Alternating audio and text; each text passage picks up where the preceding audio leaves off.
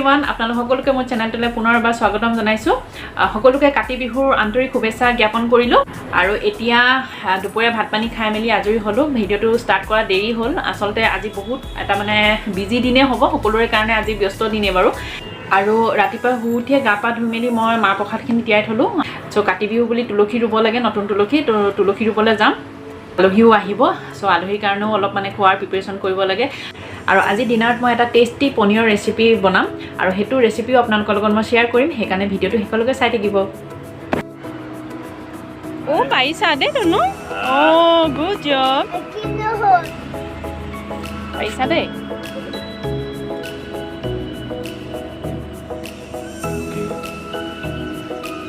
আমাৰ ৰুহি আজি তুলসী পুলি হৈছে সিট ডাউন কৰা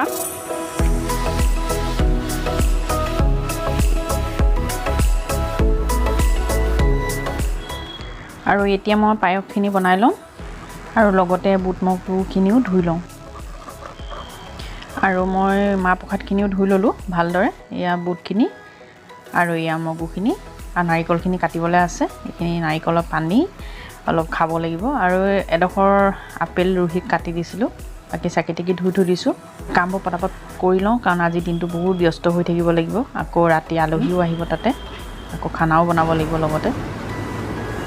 এয়া আমাৰ কল আৰু আপেল এইখিনি ধুই দিছোঁ আজি পিছে কলপাত নাই আজি কাঁহৰ কাঁহীতে দিব লাগিব আদা আৰু নাৰিকলখিনিও কাটি থৈ দিছোঁ আৰু এইফালে বুট মগু বাকী প্ৰায় ৰেডি হৈয়ে গৈছে আৰু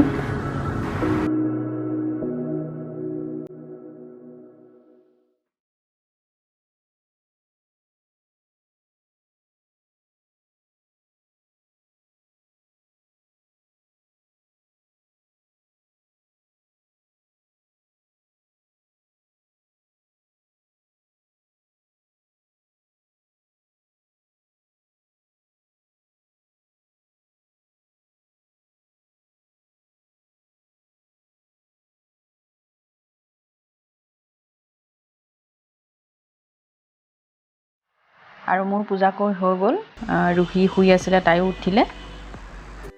এতিয়া ডিনাৰটো ৰেডি কৰি লওঁ আটাখিনি মঠি থৈছোঁ আৰু পনীৰৰ চব্জিখিনি বনাবৰ কাৰণে মই সৰু সৰু দুটা পিঁয়াজ কাটি লৈছোঁ পাতল পাতলকৈ আৰু সৰু সৰু দুটা বিলাহী কাটি লৈছোঁ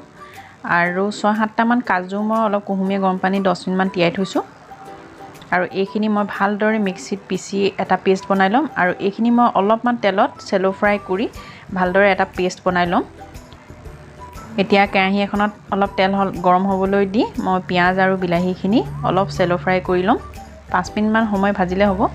বেছি ৰঙচুৱাকৈ নাভাজো এতিয়া পিঁয়াজ আৰু বিলাহীখিনি ভজা হৈ গৈছে এতিয়া এইখিনি ধুনীয়াকৈ অলপ দেৰি ঠাণ্ডা হ'বলৈ দিম আৰু ঠাণ্ডা হোৱাৰ পাছত মই মিক্সিত ভালদৰে এটা পেষ্ট বনাই ল'ম মই সেইখন কেৰাহীতে আৰু অলপ তেল দিছোঁ মই পিঁয়াজ আৰু বিলাহীখিনি ভাজোঁতে একদম কম তেল ব্যৱহাৰ কৰিছিলোঁ কাৰণ নহ'লে একেবাৰতে সৰহকৈ তেল দিলে মানে পিঁয়াজ আৰু বিলাহীখিনি এবজৰ্ব কৰি ল'ব গোটেইখিনি সেইকাৰণে মই অকণমান তেল আৰু দিছোঁ আৰু এটা মই মিডিয়াম চাইজৰ পিঁয়াজৰ লেয়াৰ্ছবিলাক বেলেগ বেলেগ কৰি লৈছোঁ আৰু সেইখিনি মই 1 মিনিটমান সময় হাই ফ্লেমত চেলো ফ্ৰাই কৰি ল'ম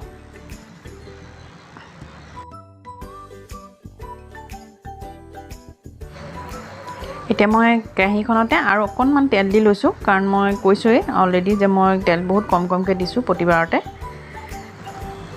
এতিয়া তেলখিনি গৰম হোৱাৰ পাছত মই এটা লং এটা ইলাইচি আৰু অকণমান দালচেনি দিছোঁ আৰু পিচি থোৱা বিলাহী আৰু পিঁয়াজৰ পেষ্টখিনি দি দিছোঁ আৰু এইখিনি মই মিডিয়াম ফ্লেমত 2 মিনিটমান সময় ভালদৰে ভাজি ল'ম 2 মিনিটমান ভজাৰ পাছত মই ইয়াতে অকণমান সোৱাদ অনুসৰি নিমখ দিছোঁ আৰু মই শুকান মছলাখিনি দি দিছোঁ মছলাৰ ভিতৰত মই সৰু চামুচেৰে আধা চামুচ জিৰা গুড়ি সৰু চামুচেৰে আধা চামুচ ধনিয়াৰ গুড়ি আৰু অকণমান কাশ্মীৰী ৰেড চিলি পাউডাৰ দিছোঁ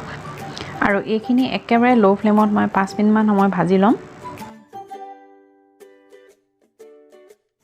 5 মিনিটৰ পাছত মই ইয়াতে সৰু চামুচেৰে 1 চামুচ আদা নহৰু পেষ্ট দিছোঁ আৰু এইখিনি মই পুনৰ 5 মিনিটমান সময় ভাজি ল'ম লো ফ্লেমত এতিয়া মই ডাঙৰ চামুচেৰে 2 চামুচ দৈ দিছোঁ আৰু দৈখিনি মই গোটেই ইনগ্ৰেডিয়েন্টছখিনিৰ লগত ভালদৰে লৰাই মিক্স কৰিম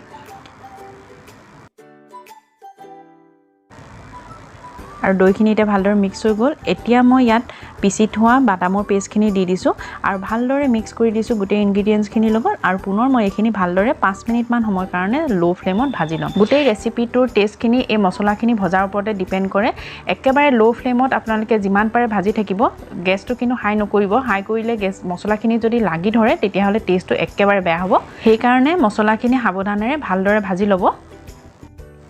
এতিয়া মই সৰু কাপেৰে 1 কাপ পানী আৰু আধা কাপ গাখীৰ এড কৰিছোঁ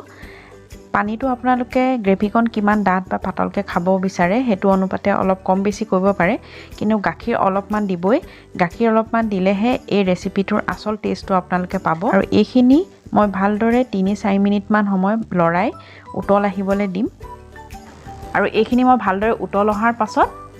কাটি থোৱা পনীৰ গিডখৰ দি দিছোঁ পনীৰ গিডখৰ কিন্তু মই ভাজি দিয়া নাই আপোনালোকে ইচ্ছা কৰিলে অকণমান চেলো ফ্ৰাই কৰি ল'ব পাৰে কিন্তু মই এনেধৰণেই ভাল পাওঁ খাই আৰু ল'ৰা ছোৱালীকো খুৱাবলৈ ভাল হয় আৰু পনীৰখিনি দিয়াৰ পাছত মই ভাজি থোৱা পিঁয়াজখিনিও দি দিছোঁ আৰু বাছ এইখিনি মই ভালদৰে মিক্স কৰি সিম কৰি ঢাকি 5 মিনিটৰ পাছত মই গেছটো নমাই থ'ম আৰু এয়া চাওক আমাৰ ডিলিচিয়াছ পনীৰ ৰেডি হৈ গ'ল আৰু এই ৰেচিপিটো ৰুটি পুৰি বা পোলাওৰ লগত খাবলৈতো বহুতেই টেষ্টি হয় সেইকাৰণে আপোনালোকে যদি এনেকৈ ট্ৰাই কৰা নাই প্লিজ এবাৰ ট্ৰাই কৰি চাব আৰু মোক কমেণ্ট ছেকশ্যনত জনাবলৈ নাপাহৰিব যদি আজি এই ৰেচিপিটো চাই ভাল লাগিলে আৰু চেনেলটো যদি প্ৰথমবাৰৰ বাবে ভিজিট কৰিছে তেনেহ'লে চেনেলটো প্লিজ এবাৰ ছাবস্ক্ৰাইব কৰিব Started as a whisper, message from a new world I'd never known. Something about it felt like it been waiting my whole. Hello everyone, আমি এতিয়া খাবলৈ বহিছোঁ আৰু খোৱাত এতিয়া আমাৰ বহুত বিশেষ নাই কাৰণ আজি ভেজ বনাইছোঁ এয়া হৈছে পনীৰ আৰু পুৰি আৰু ইয়াত অলপ আচাৰ আছে আজি কৈছিলোঁ গেষ্ট আহিব বুলি এয়া আহিলে এয়া হৈছে দীক্ষিতা মোৰ ফ্ৰেণ্ড হয় আৰু কৈ দিয়া ক'ৰ পৰা আহিছা আমি এনে এওঁলোক এতিয়া হিন্দনত থাকে আমি এনে অসমৰে হয় গোৱালপাৰাত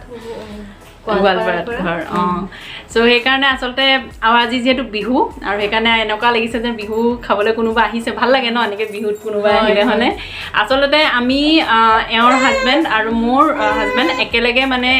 একেলগে আৰু এণ্ট্ৰিমেট হয় চাকৰিত তো সেইকাৰণে আমি